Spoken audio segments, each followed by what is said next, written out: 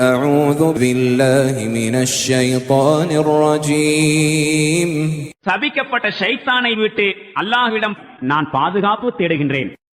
وما صاحبكم بمجنون மேலும் மக்காவாசிகளே, உங்கள் நண்பர் பைத்தியக்காரர் அல்லர். ولقد رآه بالأفق المبين திண்ணமாக அவர் அந்த தூதரை தெளிவான அடிவானத்தில் கண்டார். وما هو على الغيب بضنين மேலும் அவர் மறைவான உண்மைகள் எனும் இந்த அறிவை மக்களிடம் எடுத்துக் கூறும் விஷயத்தில் கஞ்சர் அல்லர். وما هو بقول شيطان رجيم மேலும் இது விரட்டியடிக்கப்பட்ட ஷைத்தானின் சொல்லும் அன்று.